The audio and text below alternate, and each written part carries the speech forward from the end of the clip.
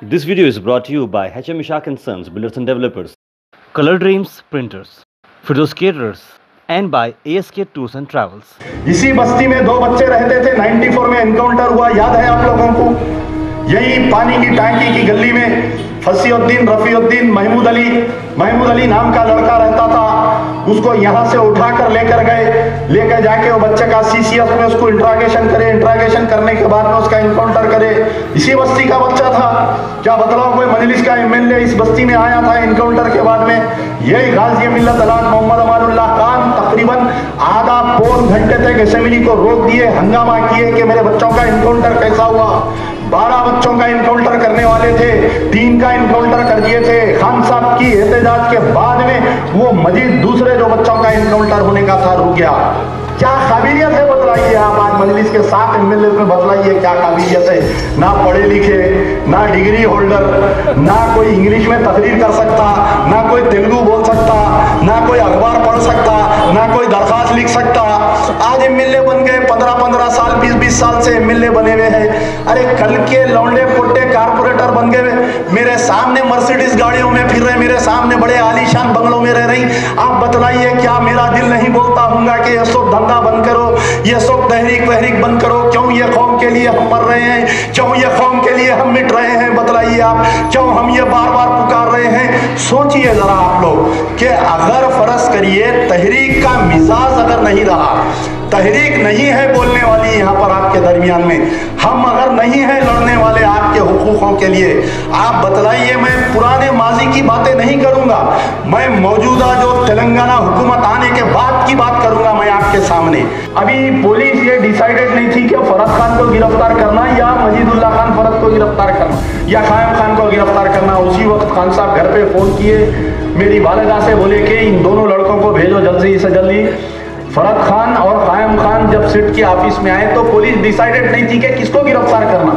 फिर वहां से टेलीफोन हुआ, CBI के डायरेक्टर विजय रामाराव से मालूम करे तो बोले नहीं, फरद खान क्योंकि बहुत मकबूल है और फरद खान की वजह से तहरीक में कई नौजवान खींचे आ रहे हैं और फरद खान बेहतरीन मुकर्रिर है। अगर अमानुल्लाह खान के बेटे फरद खान को गिरफ्तार कर देंगे तो ये MBT बंद हो जाएगी।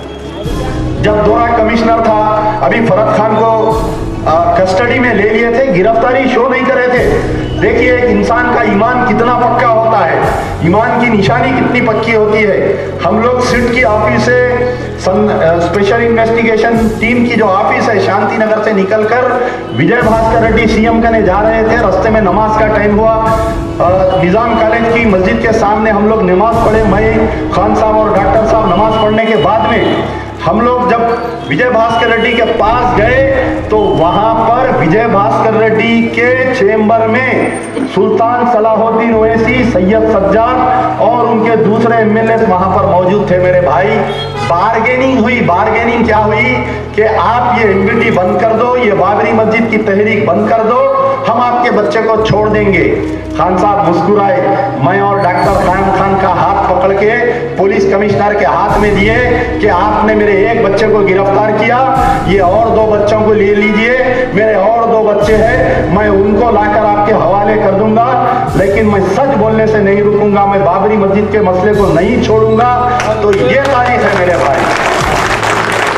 अगर ये कौम की जमात है, कौम के नुमाइंदे हैं, तो कोई तो आदमी सवाल करना, मस्जिद में अगर पेश इमाम है, अगर मस्जिद में अगर कोई चंदा होता है, तो अगर मस्जिद की अराकीन कमेटी अगर कुछ घपला कर रही है तो मुसल्लियों का काम है जाके पूछते कि ये तारीख़ इस्लाम है कि आप अमीरुल मोमिनीन से सवाल किए।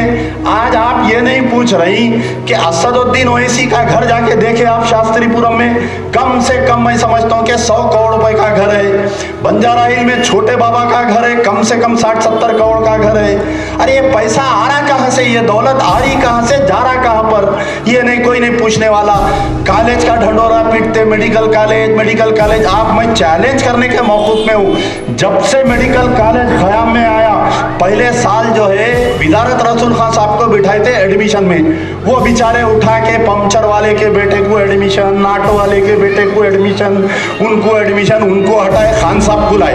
खान साहब क्या कह रहे हैं, उन्होंने 50 सीटा फ्री दे रहे थे तो 60-70 सीटा खान साहब देने लगे। उनको हटा के फिर हाजी सेठ को लाए, वहां से मजलिस तरक्की करने लगी, वहां से हालात बदलने लगे वहां से। तो एक सीट आप बतलाइए, आज के दौर में 1 करोड़ 1.5 करोड़ से कम है क्या? बतलाइए सीट आप। तो फिर अब यहाँ कौम पे एहसान कहाँ पर हुआ बतलाइए? आज अल्लाह ताला वजारत रसूल खान साहब मजलिस इत्तेहादुल मुस्लिमीन से जब निकलने के बाद में उनके पास आज कम से कम 5 मेडिकल कॉलेज है। कितने हैं? 5 मेडिकल कॉलेज, एक वुमेन्स मेडिकल कॉलेज है, 4 मेडिकल कॉलेज है और एक लिए कहते हैं विजयवाड़ा में। तो फिर कभी वजारत रसूल खान के बेटे आके बोले हम कौम पे एहसान कर रहे हैं बोल के बतलाइए आप? कभी नहीं बोले। अब इन्हों सुबह नींद में से उठ के जो कलमा रहता कौम पे एहसान, कौम पे एहसान, कौम, इन पे हमला हुआ तो कौम पे एहसान। हमला कहीं को हुआ? आप जाके उंगली कहीं को करे पहलवान की जमीन में, बताइए आप? पहलवान लोग हैं, अरब लोग हैं, जाके आप लुंगी में हाथ डाले उनके, दे दिए हाथ में उन्होंने। ये फिर अब कौम पे एहसान। अरे बेचारों की जाती बाप दादा की उनकी जमीन, आप जाके उनको उंगली करे, समझाए समझाए समझाए समझाए, नहीं सुने। अब क्या करे नहीं मालूम मेरे को। इलेक्शन के बाद न मुसलमान याद आता, ना मुसलमानों के मसाइल याद आते। कुछ मुट्ठी भर निकलते मुसलमान लीडर जो मुसलमान होने के नाम पर किसी जमात में ओहदा हासिल करते, अपने खानदान और अपने मफादात के लिए काम करते, शोहरत हासिल करते, दौलत हासिल, लेकिन कोई मजलूम मुसलमान की आवाज़ नहीं बनता, कोई मिली मसाइल में गुफ्तगू नहीं करता। आज होने वाली इस मुल्क में नाइंसाफियों के खिलाफ कोई आवाज़ बुलंद नहीं करता। यूँ तो आप देखते आ रहे हैं कि इसी शहर में जो लोग आज इलेक्शन में इत्तेहाद की बात कर रहे हैं, आज इस इलेक्शन जीतने के लिए मुसलमानों में मुख्तलिफ हरबे इस्तेमाल किए जा रहे हैं। वो लोगों की माजी भी पलट के आपको देखना होगा। वोट देने से पहले आपका ये वोट किसी तरक्की के साथ साथ मिल्लत मजलूमा के लिए भी एक आवाज़ है।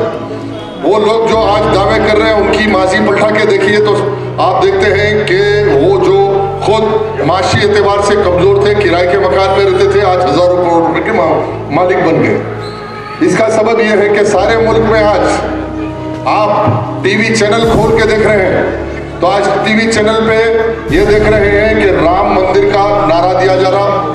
जब जब इलेक्शन आता है तो इस मुल्क में गुज़िश्ता 25 साल से मैं ये देख रहा हूँ, आप भी देख रहे हैं कि इलेक्शन आते ही राम जन्मभूमि याद आ जाती इनको। आज हिंदू कंसोलिडेशन की बात की जा रही, सारे मुल्क में आज फिरकावाराना माहौल पैदा किया जा रहा और मुसलमानों से ये मुतालबा किया जा रहा है कि मुसलमान या तो राम जन्मभूमि के मसले में कॉम्प्रोमाइज़ कर ले, बाबरी मस्जिद से दस्तबरदार हो जाए, या मुसलमान बाबरी मस्जिद की बात करेगा या बाबरी मस्जिद के मुताबिक इस मुल्क में इंसाफ की बात करेगा तो वो मुसलमान आतंकवादी है, टेररिस्ट है, दहशतगर्द है। अब आपको भी फैसला करना होगा कि आपकी कल नुमाइंदगी हैवान असेंबली में कैसे हो, कल कौन आरएसएस से मुकाबला करेगा। हिंदुस्तान में सबसे बड़ी अगर दहशतगर्द जमात है, हिंदुस्तान में सबसे बड़ा टेररिज्म अगर कोई है तो उसका नाम आरएसएस, विश्व हिंदू परिषद, बजरंग दल, विश्व हिंदू वाहिनी, विश्व हिंदू परिषद, बजरंग दल, ये तमाम जमातें जो आज मुल्क में एक फसाद बर्पा करने की कोशिश की जा रही। आप गौर करिए कि आज किसी टीवी चैनल, अब यहाँ से जाके आप टीवी चैनल लगाइए, आज सारे ज़राए अबलाग बिक चुके हैं। आज सारे ज़राए अबलाग एक ही काम की बात कर रहे हैं कि राम जन्मभूमि। ये कमजोर, ये मफलूज की आदत, सिर्फ नारेबाजी करना, आज एक कॉर्पोरेट माफिया की तरह शहर में हुकूमत चलाना, आज बूढ़े और सूदखानों के सहारे चलने वाली जमातें क्या मुसलमानों की मिली लड़ाई लड़ सकती है या मुसलमानों की ईमान की लड़ाई लड़ सकती है? आज आपको भी गौर करना होगा। एक तरफ आरएसएस और बीजेपी का जुर्म है सारे मुल्क में। आज गौ रक्षा के नाम पे मासूम बच्चों को मार दिया जाता, कहीं पहलू खान को मार दिया जाता तो कहीं जुनैद को मार दिया जाता। सारे मुल्क में अरसे हयात को तंग किया जा रहा है मुसलमानों की, लेकिन इसके बरखिलाफ कोई ऐसी क़यादत नहीं है जो इस मुल्क में ऐलान कर दे कि इसका जवाब देंगे, और जवाब भी ऐसा देंगे कि फिर कोई गौ रक्षा के नाम पर मुसलमान को शहीद नहीं किया जा सकता। आज वक्त का तकाजा है कि आप गौर करके फैसला कर लो।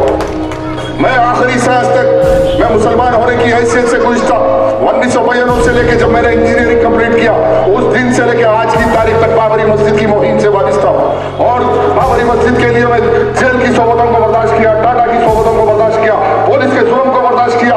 6 महीने मुझको सर्दी के दिनों में फतरों पर सुनाया गया, मैं फतरों पर सो गया, सोना मंजूर किया, लेकिन बाबरी मस्जिद के मसले में मैंने कोई कॉम्प्रोमाइज नहीं किया। आखिरी सांस तक चाहे हिंदुस्तान का कोई बड़े से बड़ा हत्या कर ले, मैं बाबरी मस्जिद से नहीं हो सकता, ये मेरा ईमान है। इसलिए कि बाबरी मस्जिद कोई मुतनाज़ा मसला नहीं है, ये मुतनाज़ा मसला बनाया गया इस मुल्क में।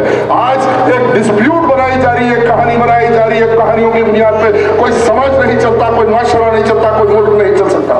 आज इन कहानियों से डर के मुसलमान दस्तबरदार नहीं होगा। ये ऐलान मैं आज इस जलसे में कर रहा हूँ कि अगर कल इंशाअल्लाह ताला कामयाब हो गया तो या खुद पूरे हल्के से सारे हिंदुस्तान में मुहिम चलाऊंगा, आरएसएस का मुकाबला, बीजेपी की दहशतगर्दी का मुकाबला करूंगा। This video is brought to you by HM Ishaq & Sons Builders and Developers, Color Dreams Printers, Firdaus Caterers, and by ASK Tours and Travels.